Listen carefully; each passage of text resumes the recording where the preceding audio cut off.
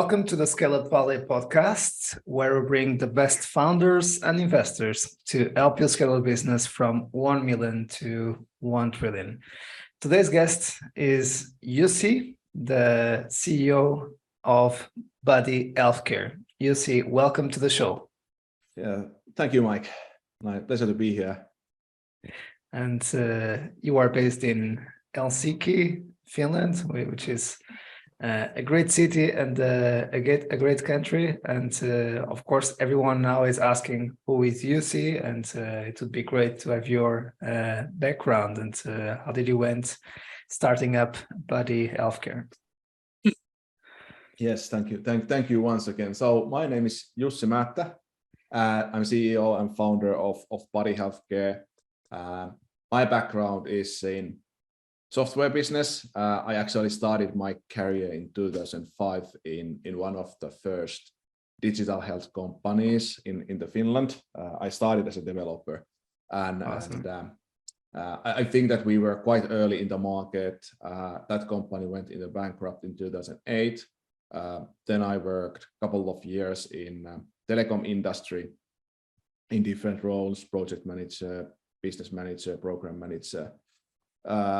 Somehow I have still always had a dream to become an entrepreneur. I don't really know why. It's not in the blood, so to say. It's like both of my parents are nurses as their background, so like a typical middle class family workers. But yeah, that has been my dream. I started my first own company in 2012. We had a plan to build a marketplace for B2B software, but quite quickly, I think that became my entrepreneurial MBA. Like I learned a lot, made quite many mistakes. Good investment. But anyway, I didn't lose my passion to become an entrepreneur. So I started building something new, and actually after that experience, I joined one of my customers on that time, which was another health IT startup in Finland. Mm-hmm. And basically with that company, I had a road trip in 2015 in the US, where I met a couple of hospitals who didn't buy the solution I was selling on that time, but I ended up in a discussion with one children's hospital in the Midwest, who started telling me about their challenges with their new outpatient surgery center. Like what they told was that they had a new outpatient surgery center with more than 10,000 operations per year. And during the worst weeks, like in the flu season, they suffered even 17% of no-show and cancellation rate with their operations. In addition to that, their nurses spent around 75 to 90 minutes per patient with only preoperative admin work, papers and phone calls, and after the operation, they didn't have any clue how patients are doing back home. The hospital told me that these challenges would be important to solve, but they hadn't found a solution in the market that could help them. So I got somehow interested of the challenges, came back to Finland, discussed here with a couple of hospitals, understood that they shared the same challenges, and then one thing led to another, and we ended up founding Buddy Healthcare to solve these challenges. Wow, that is an amazing story, and great that you have been involved with the one of the first digital health companies in Finland, and you were not demotivated by the bankruptcy of that company, neither of your own MBA with your own company, because now we have the luck to have Buddy Healthcare and the work that you guys are doing with us. So, and where are you in terms of the stage of growth with Buddy Healthcare? So you started kind of 7 years ago, right? Yeah, we started 7 years ago. We are selling our solution to hospitals, so it's really enterprise B2B SaaS business. Like sales cycles are long, right? But I think that we've been growing quite nicely during the recent years. So at the moment, our ARR is close to 1.5 million euros, and congratulations. and last 12 months growth rate is around 85%. So doing good. That's awesome. So the metrics are there to raise the next round. Yeah. That is definitely great. Metrics are there, but I don't know if market is there. Like on the financial side. Right. Or the market might be there. Maybe the VC community is a little bit more defensive at this stage. But let's be positive. You just need to find one or two investors who really believe in the vision and are willing to be our partners on this journey. And I think it's good to introduce here that, and we have discussed this already on the show several times, that healthtech and healthcare is a different beast. It takes time, and we also see this also outside of healthtech. There are some companies that take a little bit more time to get to product market fit, and then they are able to start scaling. Even we saw some companies that are able to bootstrap during 10 years, 15 years, and then join the VC route. But there are some specificities about the sector and about your own company that has made you go during your journey through 7 years to get here, which is amazing, because I like to repeat this on the show several times. Only 4% of all companies get to $1 million in revenue. Only 0.4% gets to 10 million, and less than 0.04% get to 100 million. So just getting to 1 million, it's already a cause of celebration. But of course, it also takes a lot of resilience, determination to not give up, and especially because you got here already with 80% of growth year over year, which is quite impressive. So what are your thoughts in terms of the healthtech, your journey to get here? Yeah, I've been running this business for 7 years, and now looking back from today, of course it's a long time. But on the other hand, if I just put all the milestones that we have reached so far, I don't see that many points that we could have done faster. Mm-hmm. So I think that the people just have to understand how slow moving this market is. Like shortly going through our history from 2016. So 2016 we developed a kind of proof of concept product with 2 hospitals. Had a pilot project with like few patients. Hospital said this would be interesting, and they wanted to have a little bit larger study. And basically, before you are able to even launch a study, you have to have more than minimum viable product. You have to have all the security things in place because you are in healthcare. So good point. And like nurses and real patients uses the software, and it's never too quickly to actually kick off the study with the hospital. So basically, we had a little bit larger study between 2006 and the end of the 2016, beginning of 2017. Then we discussed with the hospital whether they would like to take the solution into use.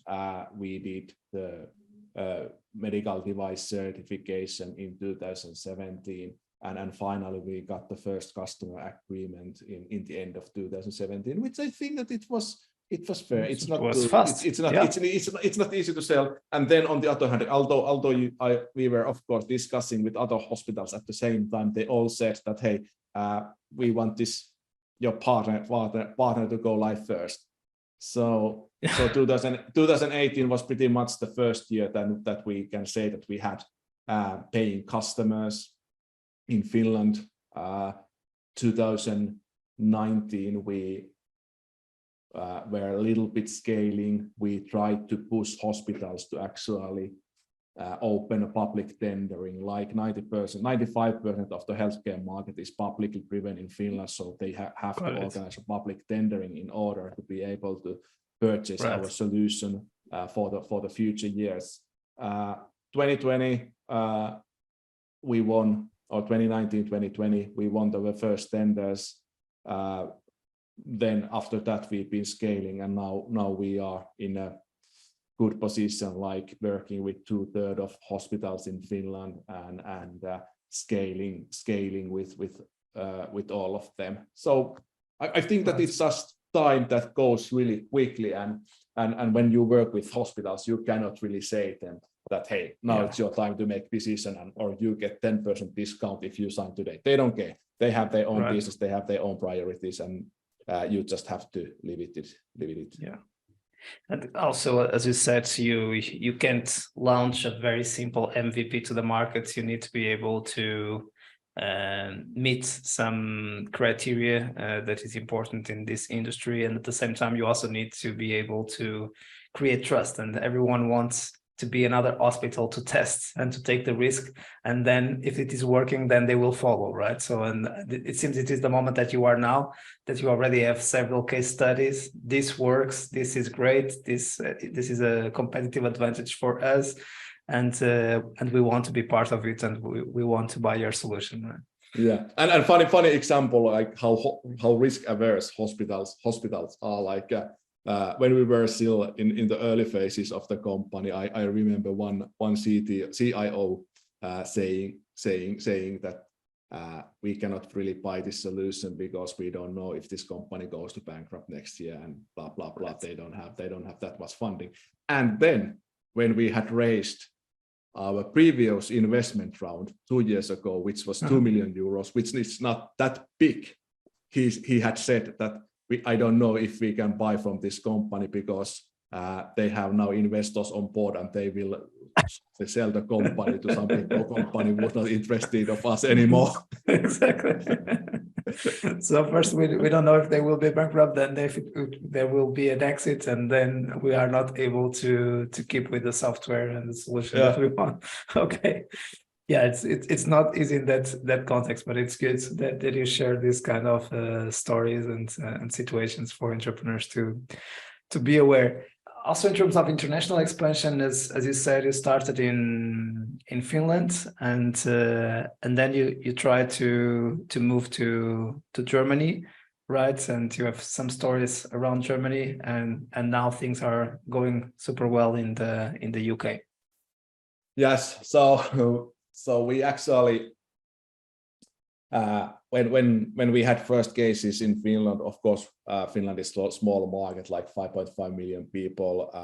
Total number of hospitals is 22. So we basically have 22 potential customers here. But this is great in the beginning, right? The focus, it is scary because it's just 22 hospitals, but at the same time, it helps because you can talk to all of them, right? And indeed, you can understand their pains.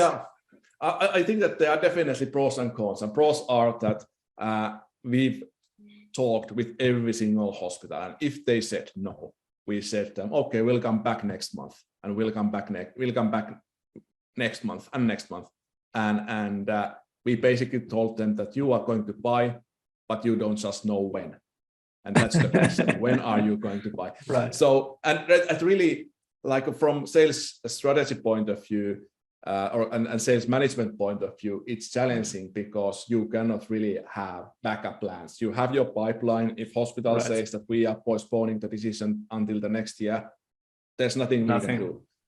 We cannot get another hospital on board quickly. We just lose that money from that year. So that we started looking for a little bit bigger markets, investigated Germany and UK, which are of course great. Like there are 100 times more hospitals in both countries or at least 10 times than in Finland. And on the other hand, from sales management point of view, you can really play more with probabilities. Like if this hospital says no, we sell to this hospital. But that has also caused a situation that I have understood recently, that there are too many prospects out there. And if one hospital says no, you don't actually, sales guys don't have patience to really start discussing with them. Why did you say no? They just move the next hospital and next hospital and next hospital, and that's not a good thing either. So you have to be basically able to focus in a bigger country also certain amount of customers in order to do the sales work properly.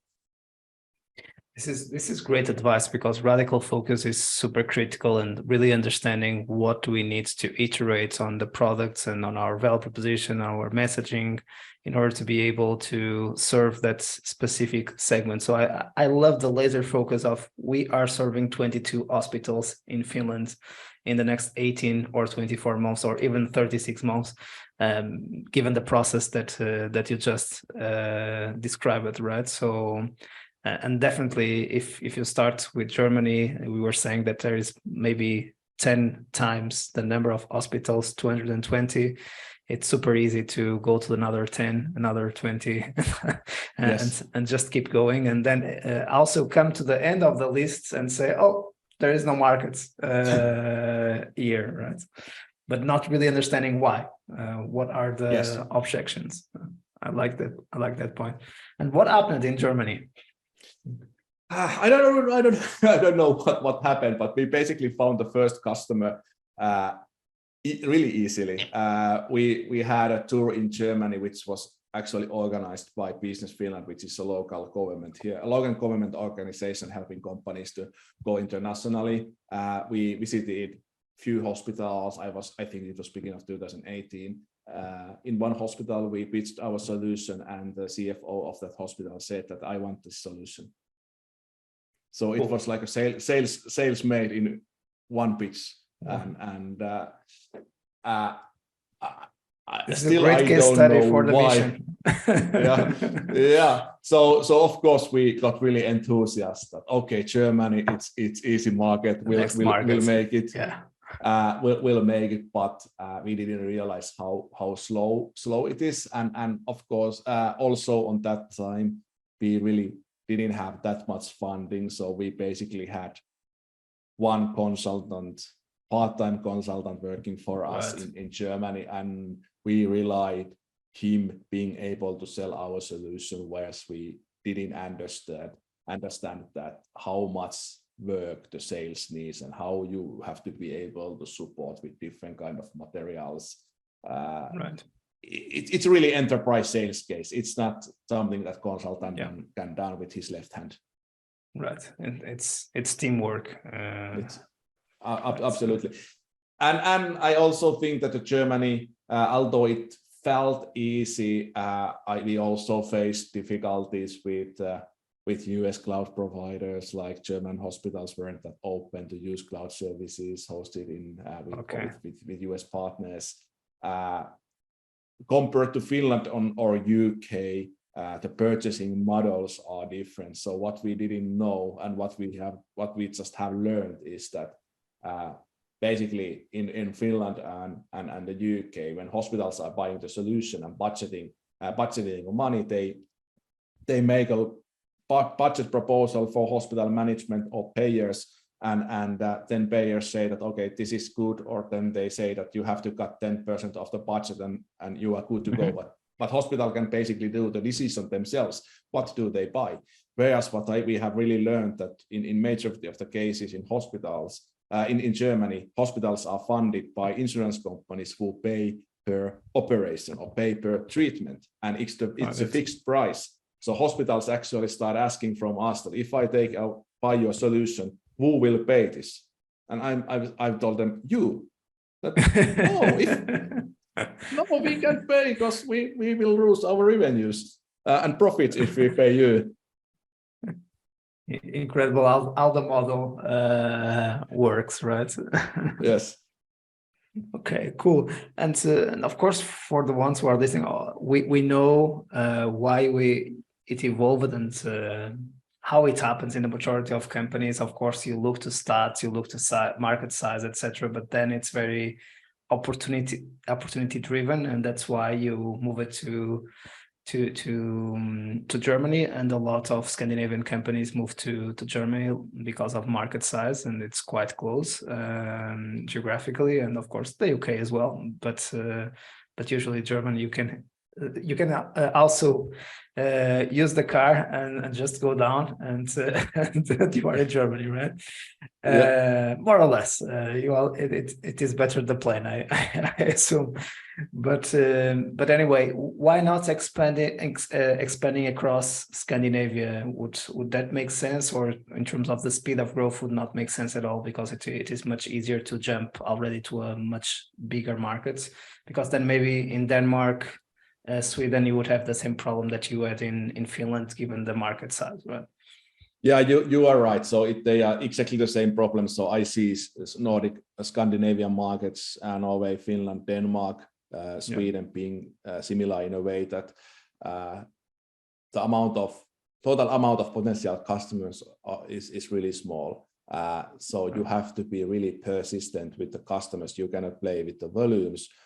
If you win the market, you'll have a good position there. You can work majority of the customers, but I see that being more like a 0 or 1. You either are there and you are the dominant player, or you will lose the market in the end of the day.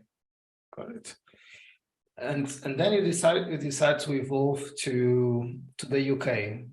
What has been the reason? How it has evolved? That's a good question. So at the same time when we were developing the German market, we actually met with two consultants from northern part of the UK who told us that they would have customers for us, and they first basically became our resellers.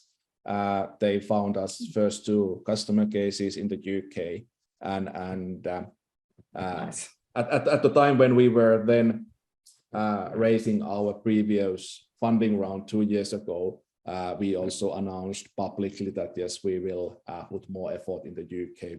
We see that there's a market and it's a growing market. NHS is in crisis after COVID and such. They need to improve waiting lists, reduce the backlog, and so then I started discussing with our resellers back then that how do they see situation, and they basically raised their worries that they've been able to find the first customers, and they've been developing the UK market, and if we now start recruiting someone else, they've been actually developing market for them. On the other hand, what I felt was that I had really good guys in a reseller, but as they weren't natively part of our company, I wasn't able to tell them, you have to do this, go there, don't do that. So it was like a mutual risk sharing that we understood and agreed that they became our employees, and basically after also the experience I'd had in Germany, and after the funding round we had raised, we started thinking that maybe we have to really double down the UK market, do it properly, having actually a team there, and start really building market, not opportunistically, but actually having a process and plan and execute that one. Yeah, kind of the same thing that you did in the beginning with Finland, but with the advantage that you already had case studies in Finland, and also in Germany. It was not a lot of hospitals, but you also had the case study in Germany to then hire more people.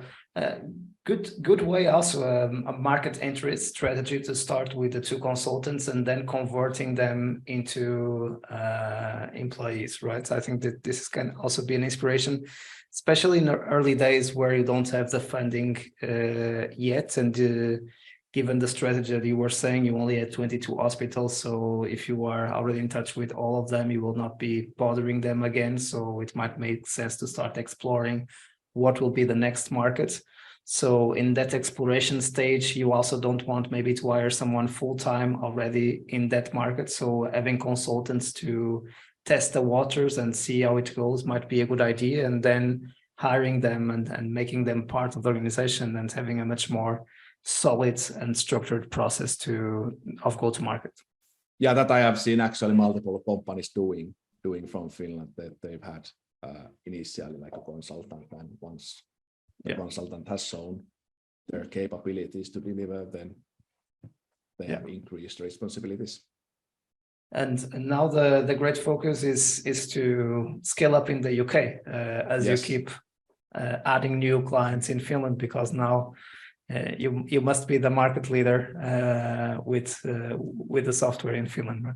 Yeah. So like Finnish market is, I would say that at the moment quite easy for us, that we can really forecast. We know already what happens this year. There won't be surprises in a way, in our direction or another. And now my personal priority, or company priority, but of course my personal priority is also to hit the UK. Got it.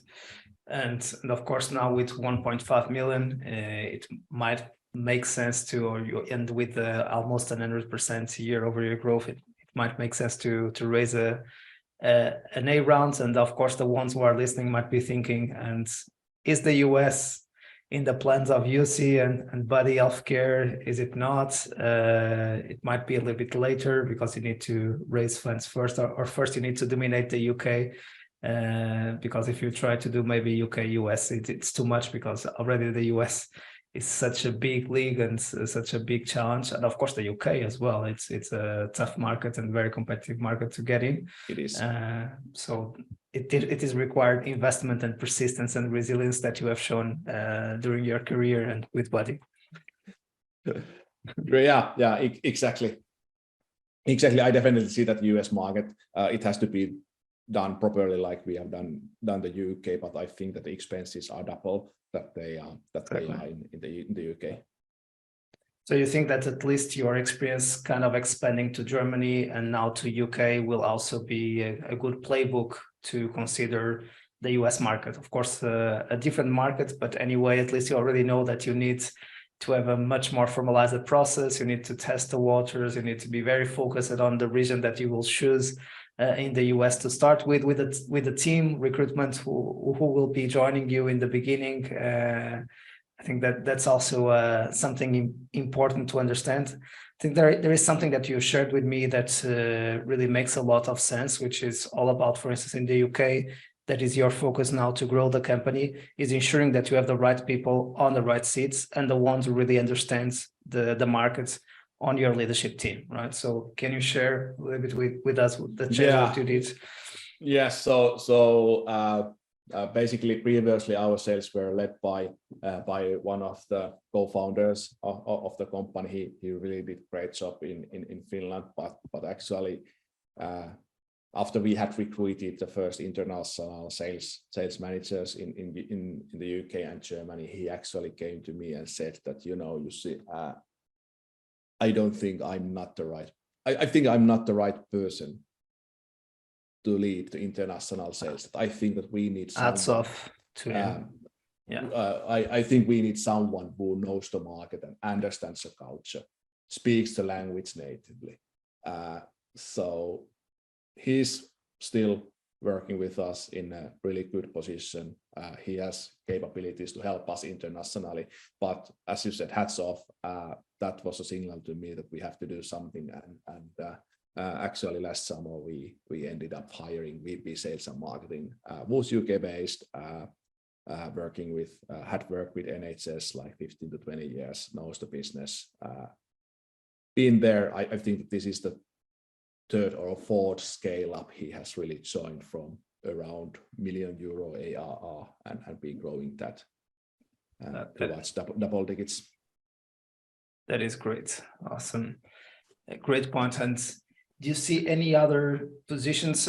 By the way, this is something that happens also with a lot of European companies, especially the ones kind of seeing the matrix of or the movement from Finland to the UK. So you will have some of the seats in the leadership team based in Finland and some of the seats based in the second market or in the biggest markets. Same happens a lot of times with the US. Kind of product engineering are in the domestic markets, and then all the commercial and go-to-market functions are in the US. In this case, it's much more in the UK. Yet, do you see any other positions that it starts to be important to have them located in the UK?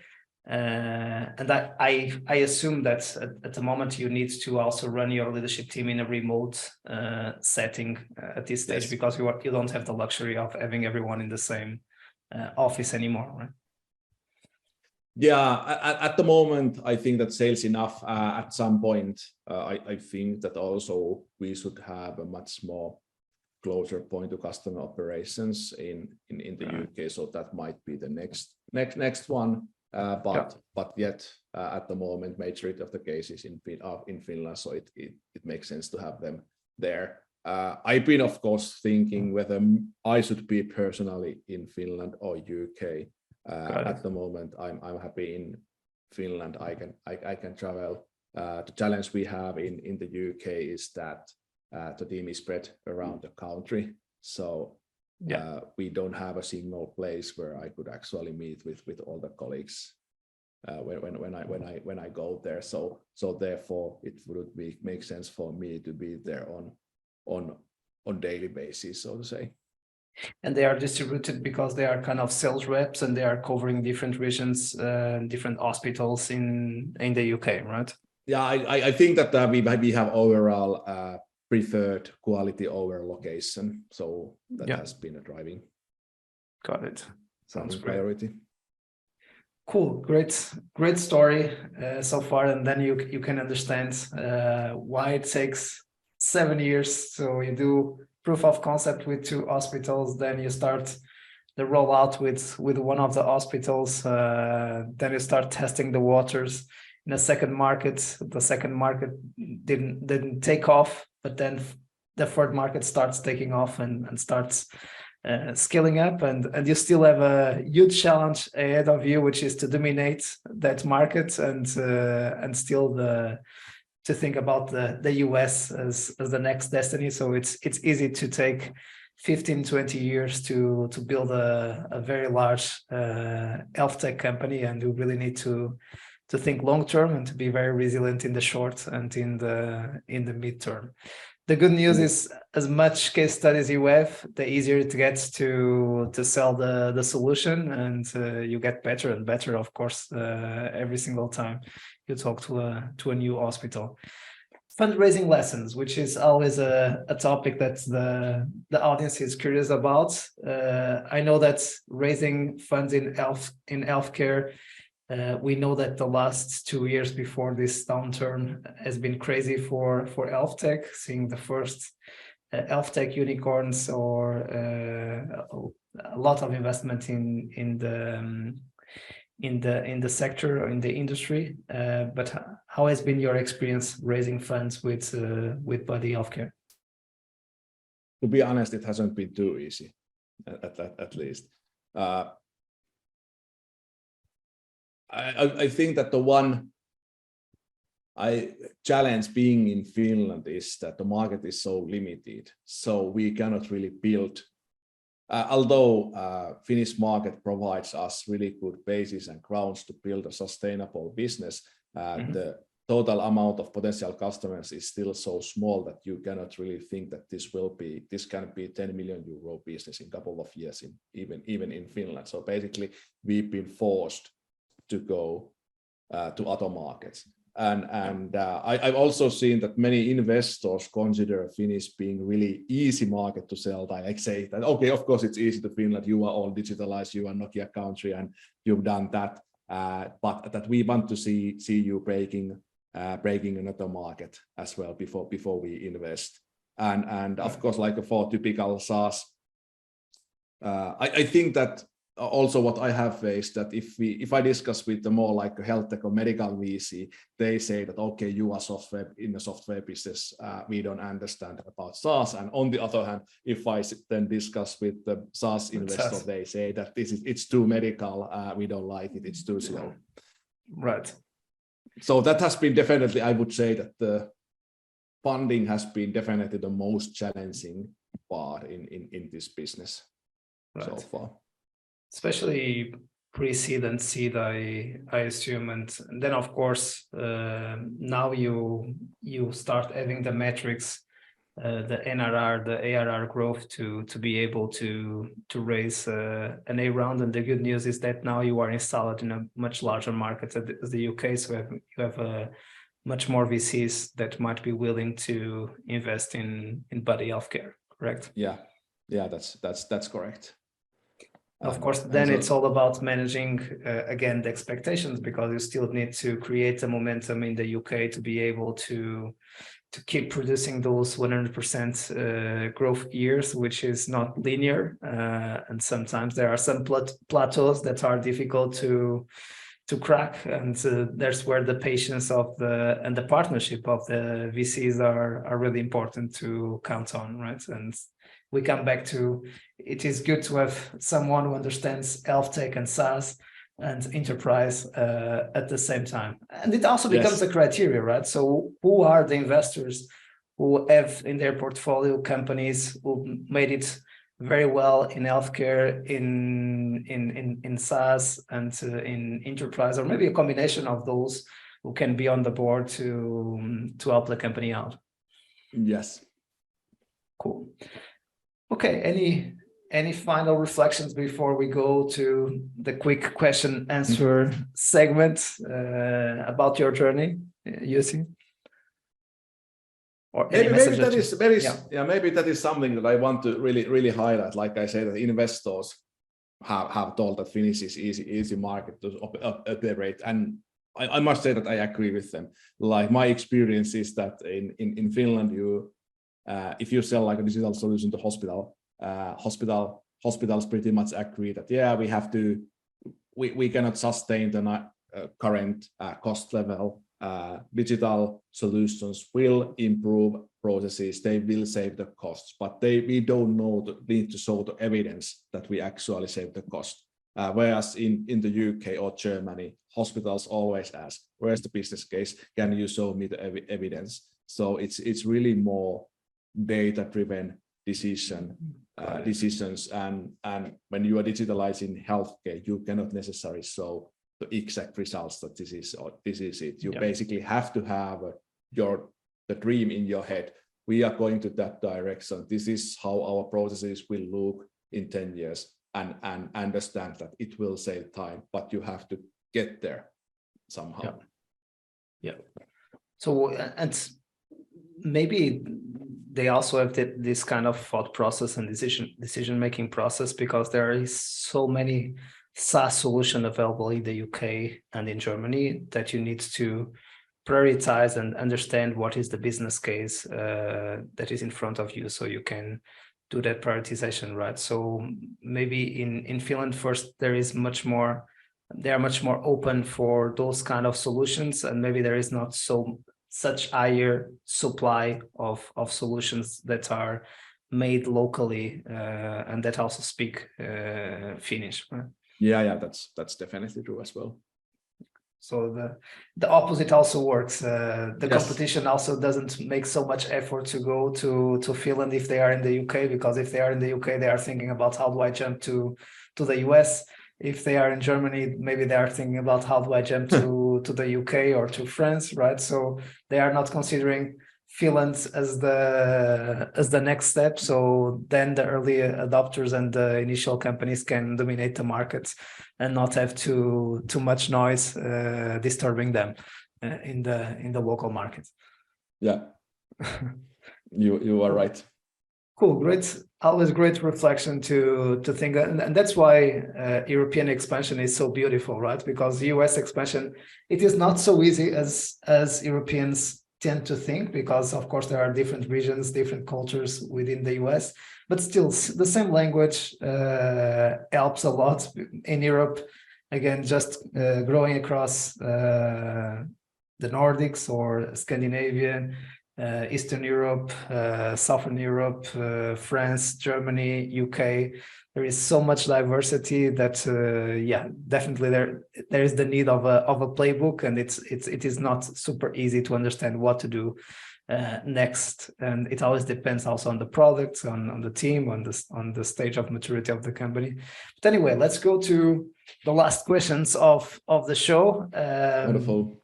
The first one is, if you would have the opportunity to meet Jussi for a coffee at the beginning of Buddy Healthcare, what advice would you offer to your younger self? I would say keep persistent, trust yourself. Like I've met so many advisors during my journey who have told the wise stories, but in the end of the day, I think that the entrepreneur knows typically best what is best for his company. Love it. What are you the most proud of on your journey so far since 2016? Right? Of course, I'm proud the way how we've been able to scale the company in Finland and now enter the UK. But I also must have to highlight that during these 7 years, I've got 3 kids at the same time. Wow. This is a great achievement. Basically, my daughter was born at the same time when we founded the company. Then in 2018, I got twin sons, and they are all doing great now. Of course, thank you for my wife as well. But anyway, I'm really proud that I've been able to grow the company, but also to grow and be dad for 3 kids. This is quite an achievement, right? And everyone would think, if you are having the first kid, don't start a company at the same time. And if you have another 2, go do other things. So, and you kept moving forward. Any advice on, sorry to sidetrack here, but I think it's really a great topic. Any advice for dads or moms that are starting their companies and might be thinking, oh, it is not compatible to have kids and start a company as an entrepreneur at the same time? I think that this is an excuse, and it's an excuse, and I think that it's of course I can say that there were really heavy times and really tough times, but on the other hand, I think that it's also mentally good that you are not thinking your company 24/7, but you also have something else. So it actually forces me to be efficient and focus on essentials. If I would, let's say, if I would be single, working 24/7, I think that my head would be just exhausted of all the information I generate. Would burn out. Able to get there, yeah, much easily. Got it. Worst advice ever received? I think that I thought about this a bit when you said that you're going to ask this question, and I think that the worst advice is really that you cannot have anything when you are growing the startup or founding a startup. You cannot have anything else on your mind, because I think that it's in the end of the day, of course, it's the lifestyle, but in the end of the day, it's still just the work. You have to be able to take care of yourself. You have to be your own life as well. Yeah. And the expectation still of some people in the ecosystem that you can't have a life and you need to suffer in order to build a company, right? And determination, commitment, belief is different from killing yourself to build the companies. Definitely. Two different things. And resources, especially when you are dependent or when you are investing all your eggs in one basket, and the ones who are telling that are not investing all the eggs in one basket, right? So yes, especially for those. And resources, favorite book? Favorite book, I don't read. As said, I have family, I have company, I don't have time to read that often, but when I read biographies either from athletes or from business people. I love it. We are too. Favorite movie or series? That goes the same. Free kids. Same excuse. I don't have time. I don't have time, but still, my long-time favorite is Downton Abbey. If you have time to do a run or go to the gym, favorite podcast, excluding this one. I was about to say this one, but I have a couple of sport podcasts I actually listen, but cannot name the favorite. Okay, can you share some of the ones you listen to without saying yeah, the they are favorites, like a Finnish podcast talking about pretty much ice hockey. I'm a big ice hockey fan. So got it. Cool. Jussi, thanks so much for making the time. It was really a pleasure to host you on the show, and congrats for your journey so far. My pleasure, Mike. And to our community, thanks for being there. We keep bringing you the best of the best and amazing stories like the one that Jussi just shared with Buddy Healthcare to inspire you and make your life a little bit easier scaling up your company. See you soon and keep scaling.